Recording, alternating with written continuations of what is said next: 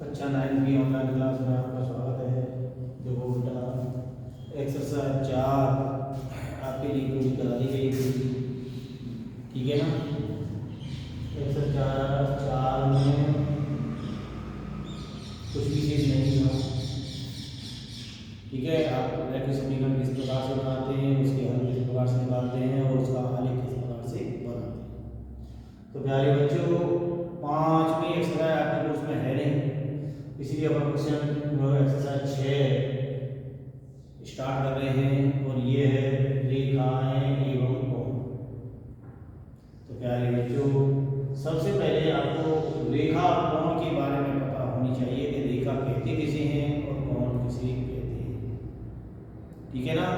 तो सबसे पहले रेखा और कोण आपको याद करना है। तो सबसे पहले जरूरत पड़ती है बिंदु। किसकी जरूरत पड़ती है? बिंदु। अब बिंदु कहते किसे हैं? बिंदु कहते किसे हैं, ठीक है ना। पेन या पेंसिल की नोक से, ठीक है, पेन या पेंसिल की नोक से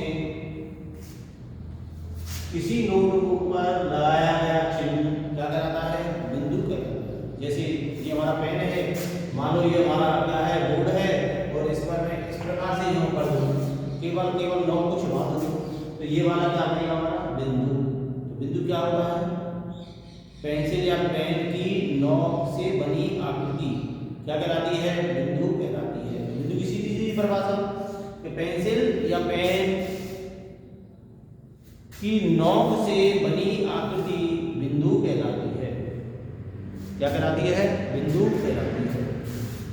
और जब बिंदु आता है तो भैया अब बिंदु ही बनाता है किसको? रेखा एवं कोण। तो सबसे पहले हमारा रेखा का नंबर आ रहा है। किसका आ रहा है? रेखा का, ठीक है। तो भैया यदि अपन दो बिंदु ले लेते हैं, निश्चित बिंदु, मान लो एक बिंदु यहाँ ले लिया मैंने और एक बिंदु यहाँ ले लिया, ये हो गया बी, और इन दोनों को मिला दिया गया दोनों बिंदुओं को, तो ये हमारा कहलाता है रेखाखंड।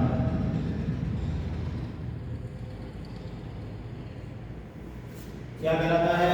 रेखाखंड कहलाता है।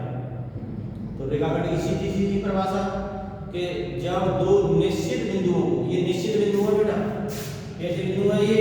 निश्चित बिंदु,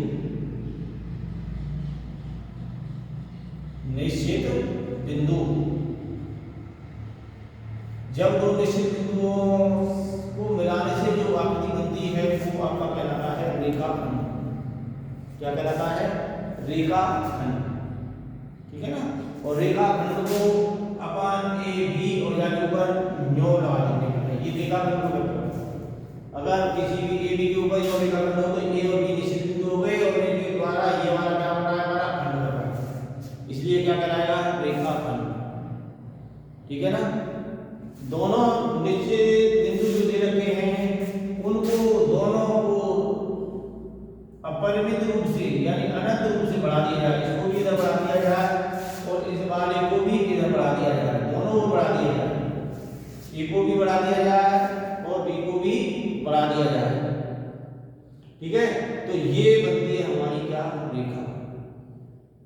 ये दो निश्चित बिंदु हों और उनको मिलाने से बनी आकृति के दोनों निश्चित बिंदुओं वाली रेखा को, रेखाखंड को अपरिमित रूप से आगे बढ़ाने पर बनी आकृति क्या कहलाती है? हमारी रेखा कहलाती है।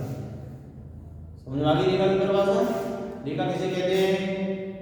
रेखा किसे कहते हैं कि एक रेखाखंड के दोनों निश्चित बिंदुओं को विपरीत दिशा में अनंत रूप से बढ़ाने पर बनी आकृति रेखा कहलाती है। और रेखा को बेटा देखो इस प्रकार से व्यक्त करते हैं, जैसे रेखा का ये हो गया, इसको यूं कर देते हैं, इसको यूं कर देते हैं, ये कहलाता है हमारा रेखाखंड, सॉरी रेखा कहलाती है। ये होता है हमारा रेखाखंड। अब चलती है किरण। क्या चलती है? किरण। किरण आती है काम कोण में। किसमें आती है? कोण में। किरण क्या होती है बेटा कि ये एक निश्चित रेखाखंड है आपका, और इसके एक सिरे को अपरिमित रूप से बढ़ा दिया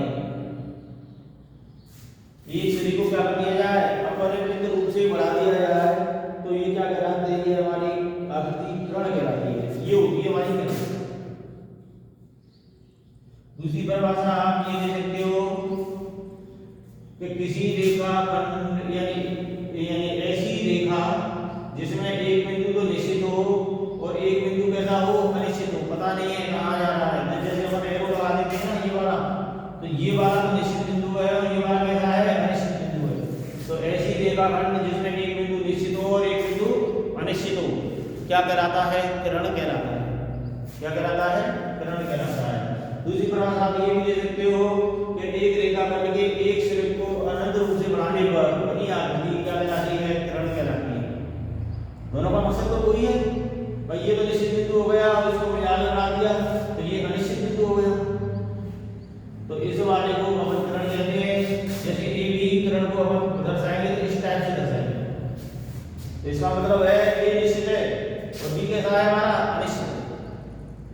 तो प्यारे विद्यार्थियों, आप समझ गए होंगे कि किरण क्या होती है, रेखा क्या होती है, रेखा खंड क्या होता है, ठीक है, और बिंदु क्या होता है, ठीक है ना। अब रेखा में अपन हमारी चलती है, एक तो चलती है प्रतिच्छेदी रेखा, जो कि आपके उसमें चलेगी प्रच्छेदित ले देता हूं, प्रच्छेदित रेखा। और दूसरी होती है अप्रतिच्छेदित रेखा, या इसे अपन समांतर रेखा भी कहते हैं। कौन सी रेखा कहते हैं, समांतर रेखा भी कहते हैं। तो प्यारे विद्यार्थियों, ये हमारी है कौन सी, प्रच्छेदी रेखा। देखो नाम से हो रहा है प्रतिच्छेदित, यानी काट दे कि ऐसी दो रेखाएं वो एक दूसरे को क्या करते हैं, प्रच्छेदित करते हैं, काट दें, क्या कहलाती हैं, प्रच्छेदी रेखा कहलाती हैं। जैसे एक रेखा जो आ रही है दूसरी रेखा जो आ रही है और ये आपको इस जगह पे काटनी है, तो ए बी और सी डी रेखा है वो हमारी क्या कहलाएगी, प्रच्छेदी रेखा कहलाएगी, ठीक है ना। कि ऐसी दो रेखाएं जो एक दूसरे को प्रच्छेदित कर दें, प्रच्छेदी रेखा कहलाती है। अब आ रही है अप्रच्छेदी रेखा, यानी समांतर रेखा। और समांतर रेखा किसे कहते हैं भैया, अप्रच्छेदी रेखा किसे कहते हैं कि ऐसा रेखा खंड या ऐसी रेखा जो अनंत तक बढ़ाने पर एक दूसरे को प्रच्छेदित नहीं करती हो। अनंत तक बढ़ा दिया जाए, कितना भी बढ़ा दिया जाए, अगर एक दूसरे को नहीं काटती है तो वे रेखाएं अप्रच्छेदी रेखा या समांतर रेखा कहलाती है, ठीक है ना। तो मान लो ये रेखा ये है ए बी और दूसरी रेखा ये है सी डी, इनको कितना भी बढ़ा दिया जाए तो एक दूसरे को प्रच्छेदित नहीं कर रही है, इसलिए इन रेखाओं के नाम क्या हो गए, अप्रच्छेदी रेखा या समांतर रेखा। तो दोनों का उपयोग होगा, या अप्रच्छेदी रेखा भी आएगी और ये वाली प्रच्छेदी रेखा भी आएगी, ठीक है, समांतर रेखा भी आएगी। तो प्यारे बच्चों, आपको इनका बारे में ज्ञान होना चाहिए कि किरण किसे कहते हैं, रेखा किसे कहते हैं, बिंदु किसे कहते हैं, रेखा खंड किसे कहते हैं, प्रच्छेदित रेखा क्या होती है, अप्रच्छेदित रेखा क्या होती है। और अब चलते हैं अपन कोणों के बारे में। इसके बारे में ये तो थी हमारी रेखा के बारे में। अब चलते हैं अपन कोणों के बारे में। तो सबसे पहले कोण की परिभाषा आती है कि कोण कहते किसे, ठीक है। तो आपको विदित है कि कोई बिंदु है, एक निश्चित बिंदु है ये वाला, और इससे एक ही बिंदु से निकलने वाली दो किरणें जो आकृति बनाती हैं वो क्या कहलाता है, आपका कोण कहलाता है। क्या कहलाता है, कोण। यानी एक निश्चित बिंदु से निकलने वाली दो किरणों द्वारा बनी आकृति क्या कहलाती है, कोण कहलाती है, ठीक है। अब क्या रेखा निकलेगी, क्या निकलेगी, किरण। कि एक निश्चित बिंदु से जब दो किरणें निकलती हैं तो जो आकृति बनाती हैं उसे अपन कहते हैं कोण। क्या कहते हैं, कोण। अब यहाँ कोणों के प्रकार भी हैं, कोणों के प्रकार। तो देखो बेटा, कुछ प्रकार को तो आप पहले ही पढ़ चुके हो, ठीक है, कि न्यून कोण किसे कहते हैं, 8th क्लास में ही है। न्यून कोण किसे कहते हैं कि ऐसा कोण जो 0 से तो बड़ा होता है और 90 डिग्री से छोटा होता है, क्या कहलाता है, न्यून कोण कहलाता है, ठीक है। फिर आता है समकोण। समकोण किसे कहते हैं, समकोण किसे कहते हैं कि ऐसा कोण जो 90 डिग्री का ही होता है, क्या कहलाता है, समकोण कहलाता है। अधिक कोण ऐसा कोण जो 90 डिग्री से जो बड़ा हो और 180 डिग्री से छोटा हो, उसे कहते हैं अपन अधिक कोण। ठीक है ना, यानी ये तो हो गया हमारा न्यून कोण, हो गया नहीं हो गया, कौन सा कोण हो गया, न्यून कोण, क्योंकि ये वाला कोण है तो 90 डिग्री से छोटा है और 0 से बड़ा है। ये वाला कोण हो गया हमारा कौन सा, समकोण। ठीक है ना, तो इसमें कोण बनता है कितने का बनता है, 90 डिग्री का बनता है। और एक ऐसा भी कोण आता है जो 90 से तो बड़ा हो और 180 से छोटा हो, इस टाइप का, वो होता है हमारा अधिक कोण। यानी 90 से बड़े और 180 से छोटे वाले सभी कोणों को अपन क्या कहते हैं, अधिक कोण कहते हैं। क्या कहते हैं, अधिक कोण। जैसे 150 कह दिया जाए, क्या है, अधिक कोण है, क्या है, अधिक कोण है। ठीक है ना, क्या है, अधिक कोण है। 189 डिग्री तक, 179 डिग्री तक बनने वाला जो कोण होगा वो अधिक कोण ही कहलाएगा। अब आता है बृहद कोण,